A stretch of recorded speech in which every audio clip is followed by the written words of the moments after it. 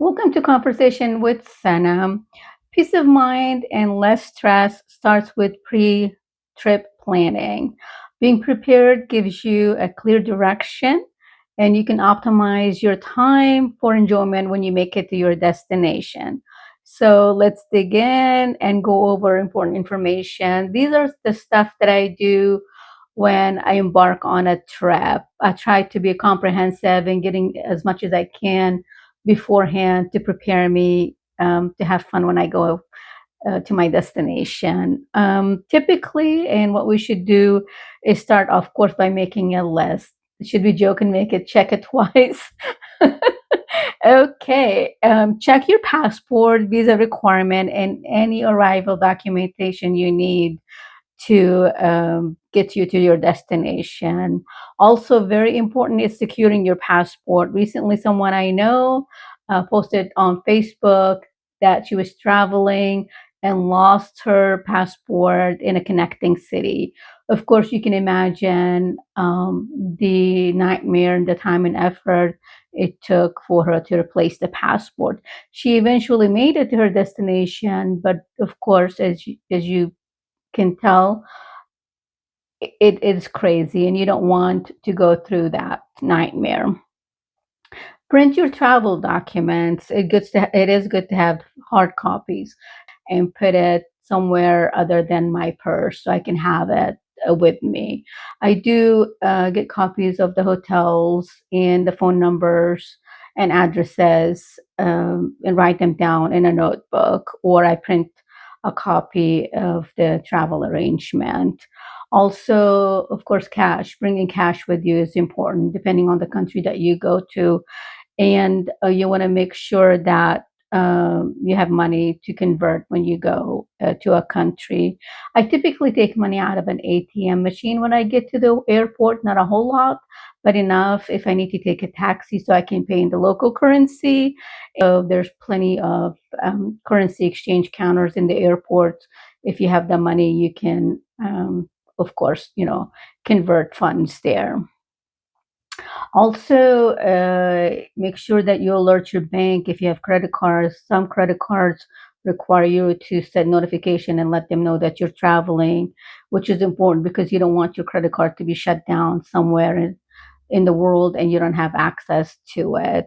And it's probably not easy to have them FedEx or UPS or any DHL, a credit card to your destination.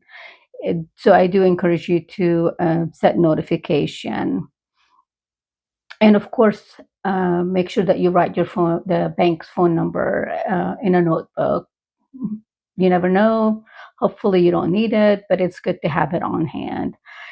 So, for communication and technology essential, bring adapter anywhere you go. Obviously, outside of the U.S., and phone charger, earbuds, and typically you need to check your phone plan if it has international. I have T-Mobile, as I said in my prior videos, and with T-Mobile, international plan is covered, so it's part of the plan that we have. Also, nowadays, insurance coverage is essential. There's a lot of companies out there that has insurance. You need to pick a plan and tailor it to the package, to your travel, because that's very important. And make sure that you have medical and cancellation and so on. And some credit cards actually offer travel insurance, so you can review your credit card company to see what type of coverage you have. So you might not need to pay for additional coverage. I It's very important, I think, nowadays because of the delays in the TSA line. It's To me, I think it's important. Of course, that depends on your opinion. I have a global entry pass, and it helps actually coming into the country, and it helps with the pre-TSA leaving the United States because you can bypass the large security lines. And also, I think it's important for you to sign up through the Smart Traveler program with the Department of State as a U.S. citizen. I'm not sure what other countries has out there, but we really have this important step, and you can enroll in the program for your security. Hopefully, but we hope for the best that we never need it. I'm a very detailed person. I think sometimes it's too much. I look up the addresses of the embassies, US embassies, when I travel, um, write them down, phone numbers. I also look up the local phone number that's equivalent to our 911. I don't think it hurts to have it. I also download the airline app um, for notification if I'm traveling, obviously, on an airline that we don't normally travel on. It's good to have the airline app, and it will get you the notification of delays or seat assignment or anything that you need to be alerted of. I also talk about airlines. I usually take a tablet with me and I download movies, books, and a couple of games because I've been on flights and the entertainment system does not work. So that way I can have a backup with my tablet because I really like to read as well when I am a book reader and I enjoy reading in long flights. It's a good way to get caught up on your reading as well. I also take like snacks, light ones, because the you can always ask the flight attendant for whatever they have, and they usually provide. I see a lot of people take water bottles. I usually buy one in the airport or take one with me and kind of refill it. And it's good to have actually when you go to a country to refill the water instead of buying water bottles. Especially European countries, it's safe to drink and it's expensive to buy water in the European countries. But also, of course, make sure that you check the health requirements and if you're able to drink the water in any place that you go to. Also, make sure that you review the medication documentation for the country that you're going to. Some countries have restriction, and if you have medicine that you need to take, make sure that you bring your doctor's note to take it with you. I do encourage you to take over-the-counter medication, headache, sinus pressure, colds and anti-diarrhea, because when we travel, the temperature is different from what we're used to, so it doesn't hurt to actually take that with you.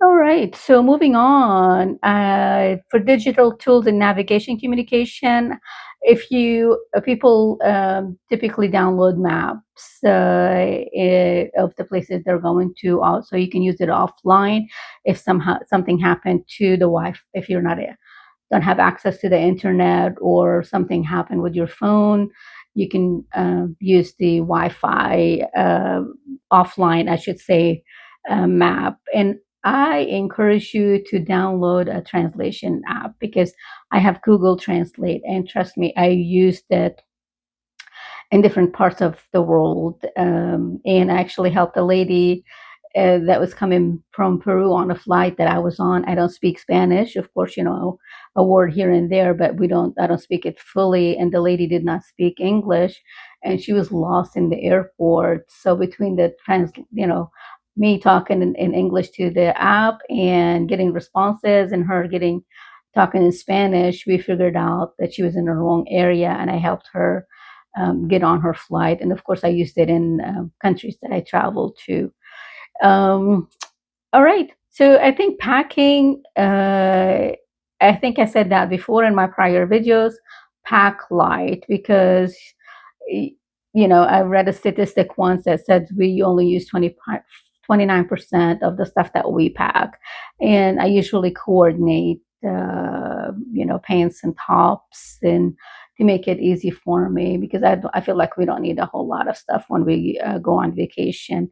And make sure your luggage is tagged actually. And I've seen people nowadays, they have the air tags. I know every step of where the luggage is at. I use the airlines, and nowadays the airline gives you the notification of your baggage. Your suitcase made it on flight, your suitcase is in transit. So whatever makes you happy and comfortable, use it.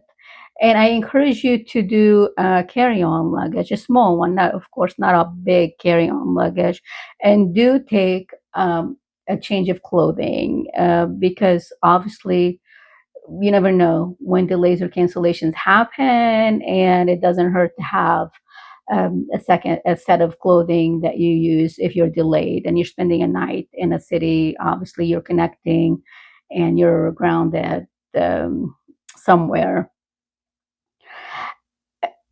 All right. So for navigating and going to different places, I do tours sometimes. And when I join tours, I try to get there a day early. Eh, Sometimes it doesn't happen, but generally it does because I missed the connecting flight one year going to Ireland, and I was connecting in Canada, Toronto. The ground the flight in Chicago was delayed, and by the time I got to Toronto, my flight was being called. Okay, the last call to Dublin, and I could not run fast enough to get to the obviously the gate to go to the to my flight. So I ended up connecting in London and had to be grounded there and going to Dublin from there. And I had to figure out transportation, ground transportation to meet my tour. So I learned a lesson. Since then, I try my best to go early because you never know what's going to happen, especially if you're grounded, if you're going on a tour and you're only staying in one place overnight. So you have to play catch up. And that's what I did.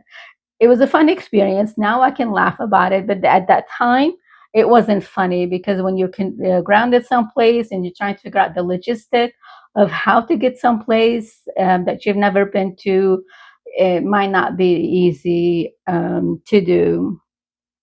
Also, when you're packing, I think footwear is tennis shoes is, I think, in my opinion, my humble opinion, they're very important because I've seen people, whether it's a man or woman, when we do lots of walking, they're wearing like sandals and slippers.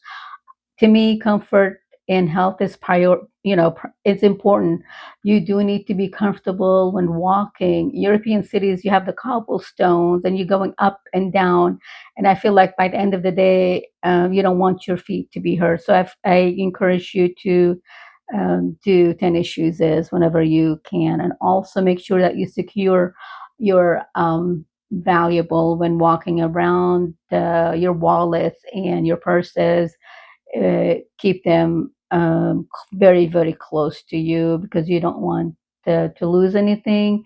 And there's a lot of good people out there, but anywhere you go, even your hometown, you never know. There's pickpocketing, and you don't want to lose anything and kind of put a deterrent on your trip.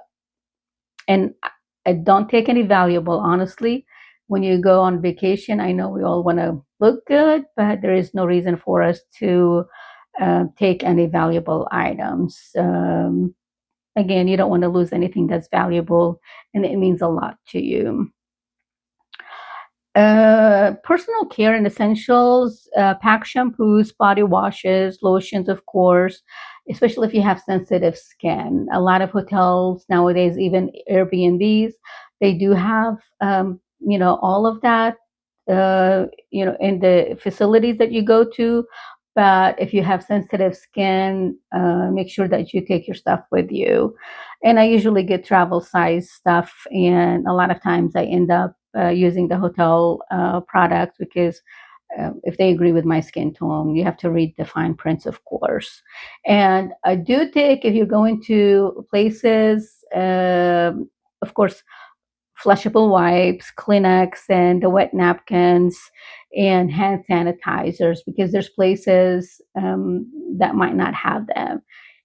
I've luckily I try to remember and get those with me, and there was plenty of time when I handed out to the people that I'm with.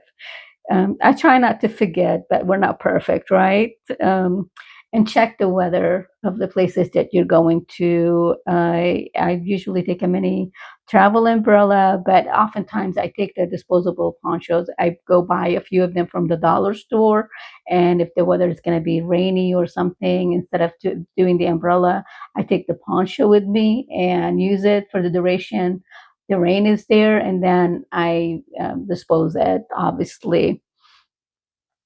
We talked about this. Research your culture, the cultural customs and etiquette, and talking to the people. When you talk to the people and say hello and thank you, and you use the local language, it goes a long way. People, when you say that, people smile, and they're very happy that you're attempting to talk in the language they speak.